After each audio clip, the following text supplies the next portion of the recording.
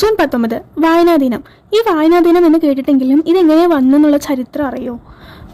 കേരളത്തിലെ ഗ്രന്ഥശാല പ്രസ്ഥാനത്തിന്റെ പിതാവ് എന്നറിയപ്പെടുന്ന PN പണിക്കരുടെ ഓർമ്മ ദിനമാണ് ഇന്ന്. അതിനെയാണ് നമ്മൾ വായനാ ദിനമായിട്ട് ആചരിക്കുന്നത്. ഈ വായനാ ദിനത്തോടനുബന്ധിച്ച് കുറേ സ്കൂളിലും കോളേജിലെല്ലാം വായനാ വാരം സംഘടിപ്പിക്കാറുണ്ട്. അതിലൂടെ ഒരുപാട് മത്സരങ്ങളും ക്വിസ് കോമ്പറ്റീഷനും സ്പീച്ചും അങ്ങനെ ഒരുപാട് നടക്കാറുണ്ട്.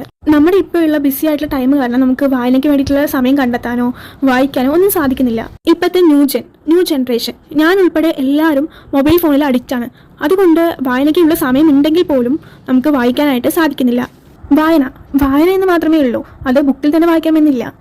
ചില ആൾക്കാർ വായിക്കാൻ വേണ്ടിയിട്ട് ചില സ്റ്റോറീസ് എല്ലാം ഓൺലൈനിൽ വായിക്കുന്നുണ്ട്. മറ്റു ചില വ്യക്തികൾ ഓരോ ബുക്സ് ഇറങ്ങുമ്പോൾ തന്നെ അപ്പം തന്നെ വാങ്ങിച്ചിട്ട് വായിക്കാറുണ്ട്. വായനാശീലം അഥവാ റീഡിംഗ് ഹാബിറ്റ് അത് നമ്മൾ ചെറുപ്പം തൊട്ട് ഡെവലപ്പ് ചെയ്ത് വരികയാണെങ്കിൽ നമുക്ക് ടോട്ടലി നമ്മുടെ ലൈഫിൽ നല്ല ഡിഫറൻസ് കാണും. ക്യാരക്ടർ വൈസ് ആയാലും നമുക്ക് കുറച്ചുകൂടെ ലാംഗ്വേജ് അറിയും. ഒരുപാട് പുതിയ വാക്കുകളിലൂടെ എല്ലാം നമുക്ക് കടന്നു പോകാൻ പറ്റും. റീഡിംഗ് ഹാബിറ്റ് ചെറുപ്പം തൊട്ട് തന്നെ ഡെവലപ്പ് ചെയ്ത് വരിക എന്നത് ശരിക്കും ഒരു അപ്രിഷിയേറ്റ് ചെയ്യേണ്ട ഒരു കാര്യമാണ്.